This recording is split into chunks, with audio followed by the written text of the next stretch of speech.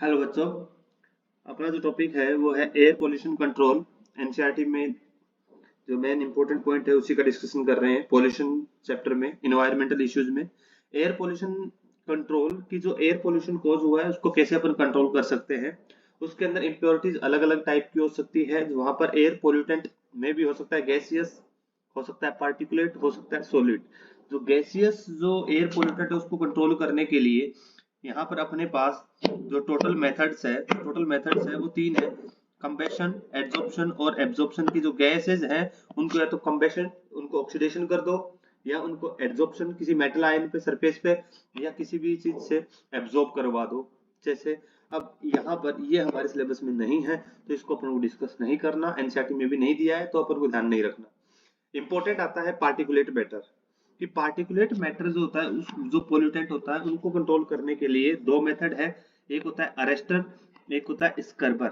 Arrester को बोलते हैं इलेक्ट्रोस्टैटिक प्रेसिपिटेटर, बोलेंगे इलेक्ट्रोस्टैटिक स्टैटिक प्रेसिपिटेटर, इसका दूसरा नाम है, ये याद भी रखना है। ये दोनों के दोनों मेथड इंपॉर्टेंट ये है कि दोनों के दोनों काम में लेते हैं अपन इंडस्ट्रीज के अंदर। जो फैक्ट्रीज वगैरह होती है वहां पे इन दोनों मेथड का यूज करते हैं अपन। पार्टिकुलेट मैटर, अब वर्ड आया पार्टिकुलेट मैटर, जैसे ही एनसीईआरटी में इन्वायरमेंटल इश्यूज खोलोगे उसके राइट साइड के पेज पे दो डायग्राम मिलेंगे तुमको, अरेस्टर का और स्क्रबर का। उसके अंदर ध्यान सुनिएगा कि जो एयर पोल्यूशन जो कोज कर रहा है उसके अंदर पोल्यूटेंट, अगर पोल्यूटेंट के पार्टिकल का साइज, पोल्यूटेंट के पार्टिकल का साइज बोले तो पार्टिकल का साइज अगर 2.5 माइक्रोमीटर का है, क्या है 2.5 माइक्रोमीटर रेंज का है, तो वो कहलाता है पार्टिकुलेट मैटर। क्या कहलाएगा? Particulate matter. कि ऐसे पार्टिकल है जो कि अपने एयर के अंदर प्रेजेंट है और वो बोले तो अकॉर्डिंग टू ग्रेविटी नीचे बैठते नहीं है, सेटल डाउन नहीं होते ग्राउंड पर। वो हमेशा कहाँ रहते हैं? अपने एटमॉस्फेरिक गैस के साथ हवा में उड़ते रहते हैं और अगर इनहेल करेंगे तो हमारी बॉडी के अंदर जाएंगे और हमको नुकसान पहुंचाते हैं।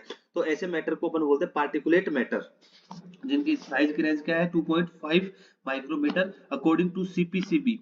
सेंट्रल पोल्यूशन कंट्रोल बोर्ड ने ये डिक्लेयर किया है कि जो पार्टिकल मैटर का साइज अगर 2.5 माइक्रोमीटर का होगा तो उस पार्टिकल को अपन बोलते हैं एसपीएम। क्या बोलते हैं? SPM, suspended particulate matter. Suspended particulate matter मतलब वो पार्टिकल मैटर जो कि इन्वायरमेंट में सस्पेंड कर रहा है, फ्लोट कर रहा है, वो सबसे ज्यादा हार्मफुल हमारे लिए जो है वो सस्पेंडेड पार्टिकुलेट मैटर ही है।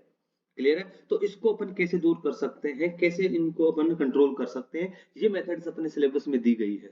क्लियर है? गैसियस, सॉलिड और पार्टिकुलेट में से अपने सिलेबस के अंदर पार्टिकुलेट दिए। गैसियस का मतलब जो गैसेस है, सॉलिड का मतलब जो सॉलिड है, और पार्टिकुलेट का मतलब जो सस्पेंडेड है एटमॉस्फेयर में गैसेस के साथ फ्लोट कर रहे हैं और जैसे ही अपन इनहेल करेंगे तो हमारे बॉडी के अंदर जाके हमें नुकसान पहुंचाते हैं।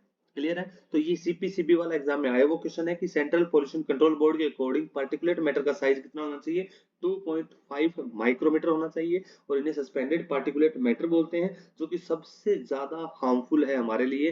और एनसीईआरटी में जो पढ़ोगे तो कि मेट्रो सिटी के अंदर जो पोल्यूशन का सबसे बड़ा जो इश्यू आ रहा है, मेट्रो सिटीज, बॉम्बे, दिल्ली जैसी जो सिटीज है, मेट्रो सिटीज में सबसे बड़ी प्रॉब्लम है वो सस्पेंडेड पार्टिकुलेट मैटर ही है, ध्यान रखिएगा। क्लियर है? अब इनमें दो मेथड अपन अरेस्टर और स्क्रबर का यूज कर रहे हैं जो कि इंडस्ट्रीज के अंदर यूज कर रहे हैं।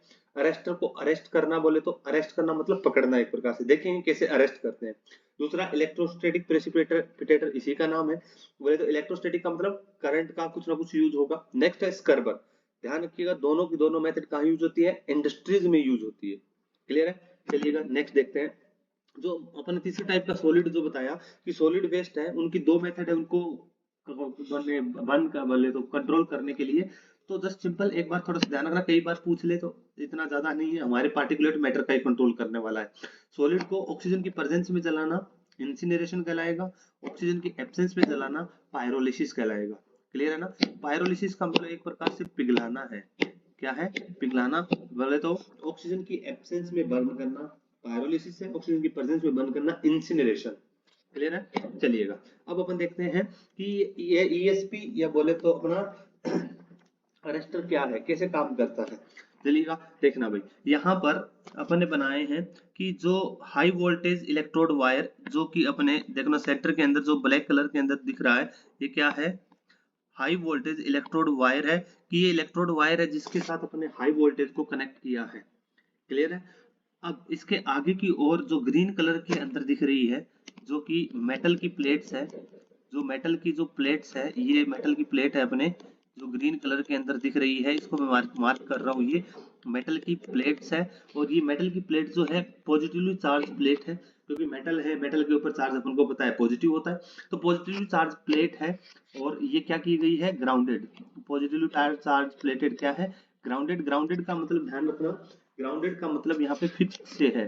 ग्राउंडेड का मतलब ये मत समझना कि ग्राउंड के अंदर दबाई हुई है, ऐसा नहीं है। ग्राउंडेड का मतलब फिक्स्ड है। इस मशीन के अंदर, इस इक्विपमेंट के अंदर ये पॉजिटिवली चार्ज प्लेटें ग्राउंडेड है, फिक्स्ड है।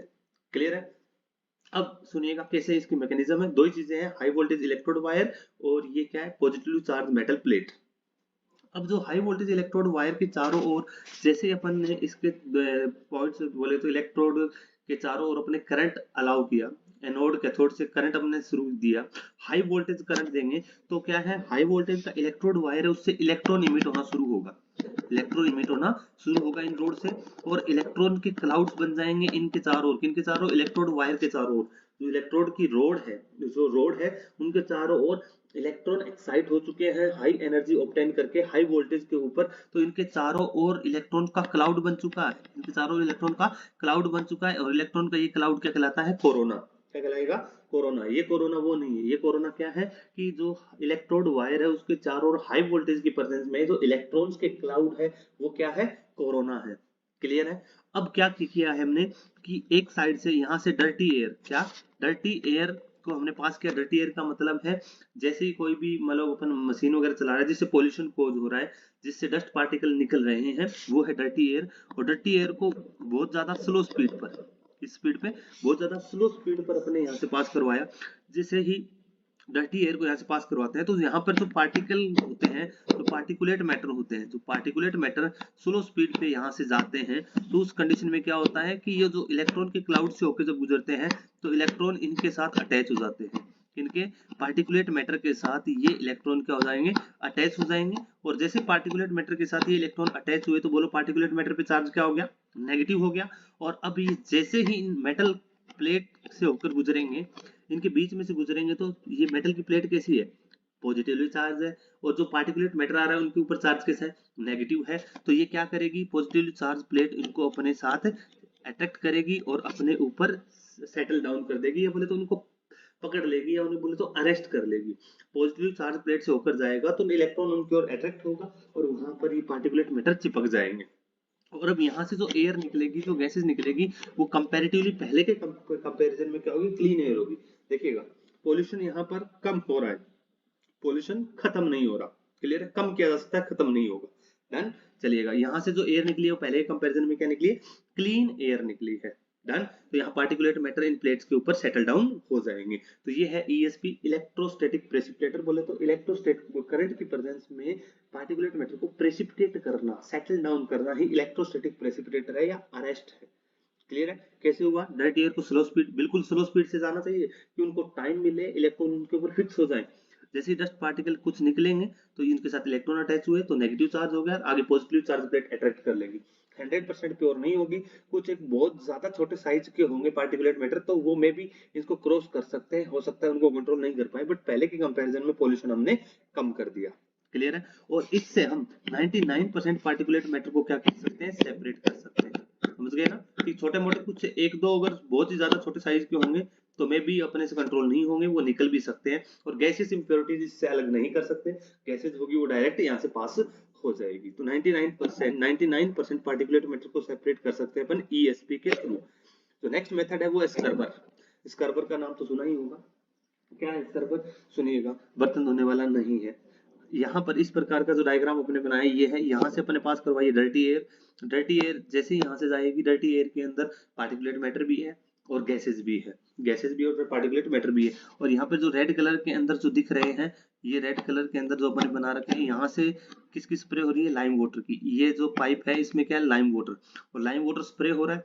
जैसे लाइम वाटर स्प्रे हो रहा है तो पार्टिकुलेट मैटर वाटर के साथ डिजोल्व होकर नीचे आ रहा है, नीचे आ रहा है, नीचे आ रहा है। और साथ में यहाँ पर जो सल्फर डाइऑक्साइड वगैरह जो गैसेस है वो लाइम वाटर के साथ रिएक्ट करती है और एक्वस मीडियम में होकर वो भी सेटल डाउन होती जा रही है। और इसको एक जगह अपन इकट्ठा कर रहे हैं, और इकट्ठा करके अपन क्या कर रहे हैं, इसको पॉइंट सोर्स पोल्यूशन में कन्वर्ट कर रहे हैं। किसमें? Point source. क्योंकि अगर इसको यहाँ पॉइंट सोर्स नहीं बनाते तो क्या होता है, ये नॉन पॉइंट होता। नॉन पॉइंट का मतलब कि पूरे एटमॉस्फेयर में फैलता, लिमिट कोई लिमिटेशन नहीं थी, पूरे एटमॉस्फेयर को पॉल्यूट करता। हमने क्या किया इसको कि यहाँ पर लाइम वाटर का स्प्रे किया तो पार्टिकुलेट मैटर डिजोल्व हो गए, गैसेज कुछ डिजोल्व होकर नीचे आ चुकी है और यहाँ पे पॉइंट सोर्स बना लिया। तो अब इसका ट्रीटमेंट इजी है, जो भी अपन ट्रीटमेंट करना चाहेंगे वो इजीली कर सकते हैं। तो बोले तो पहले के कंपैरिजन में एयर क्या निकलेगी, क्लीन निकलेगी, 100% प्योर नहीं होगा, कंपैरेटिवली कम हो जाएगा। क्लियर है? तो इस स्क्रबर की क्या खास बात है कि इससे पार्टिकुलेट मैटर और गैसियस इंप्योरिटीज दोनों को क्या कर सकते हैं, सेपरेट कर सकते हैं। पार्टिकुलेट मैटर के साथ साथ गैसियस इंप्योरिटीज जैसे सल्फर ऑक्साइड है वो भी लाइम वाटर के साथ रिएक्ट करके डिसोल्व होकर नीचे आ जाएगी। क्लियर है ना? तो स्क्रबर से हम particulate matter along with gaseous impurities दोनों को सेपरेट कर सकते हैं। ईएसपी अरेस्टर से ओनली पार्टिकुलेट मैटर ही सेपरेट कर सकते हैं।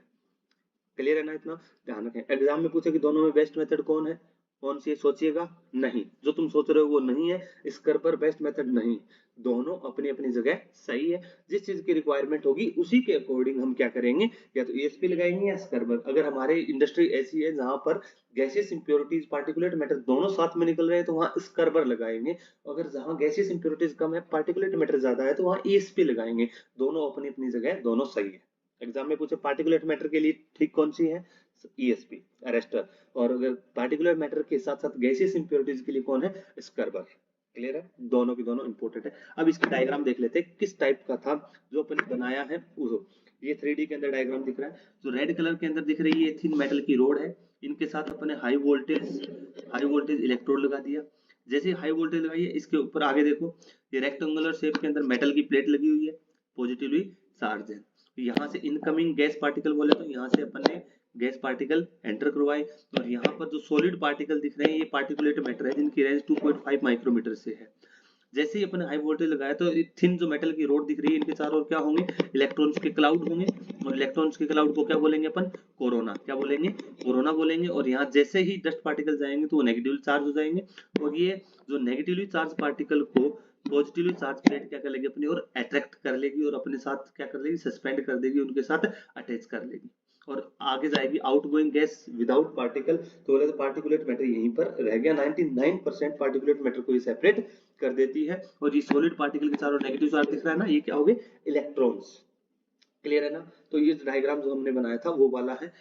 एक चीज और देखिएगा यहाँ पर कि अपने जो डायग्राम बताया है, एनसीईआरटी में भी तुम्हें डायग्राम मिलेगा कि यहाँ जो कोरोना लिखा हुआ है, एनसीईआरटी क्या वर्ड यूज करती है, discharge corona. NCERT word use करती है डिस्चार्ज कोरोना। डिस्चार्ज कोरोना का मतलब क्या है यहाँ पर, डिस्चार्ज का मतलब ऐसा मत समझना कि जिसके ऊपर चार्ज नहीं है। डिस्चार्ज का मतलब है रिलीज से, कि इस इलेक्ट्रोड वायर से कोरोना बोले तो इलेक्ट्रॉन रिलीज हुआ, इलेक्ट्रॉन का जो क्लाउड है जो रिलीज हुआ वो कोरोना कहलाएगा। तो डिस्चार्ज कोरोना का, डिस्चार्ज का मतलब ब्रैकेट में लिख लेना, रिलीज से है, डिस्चार्ज का मतलब न्यूट्रल नहीं है। क्लियर है? चलिएगा नेक्स्ट, स्क्रबर का जो एनसीईआरटी में डायग्राम दिया हुआ ये दिया हुआ है। यहाँ से डर्टी एयर पास हो रही है, यहाँ से लाइम वाटर की स्प्रे हो रही है और पार्टिकुलेट मैटर सब डिसोल्व होकर नीचे आ रहे हैं और यहाँ से कंपैरेटिवली क्लीन एयर निकल रही है। क्लियर है? तो ये था एयर पोल्यूशन कंट्रोल। इसके आगे तुम जब पढ़ोगे तो कुछ एनसीईआरटी में कुछ अपने बताया कि 1990 के अंदर दिल्ली की 4th रैंक थी मोस्ट पोल्यूटेड सिटी के अंदर।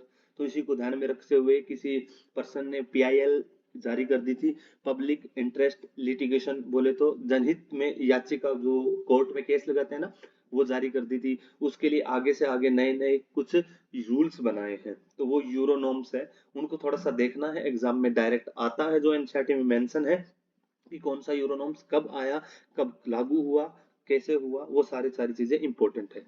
क्लियर है? अभी के लिए इतना ही है एयर पोल्यूशन कंट्रोल, जो कि इंपॉर्टेंट टॉपिक था। दोनों के दोनों एग्जाम में पिछली बार भी क्वेश्चन आया है, 2023 के अंदर भी। पीवाईक्यू देखोगे तुम्हारे को समझ में आ जाएगा कैसा क्वेश्चन आता है।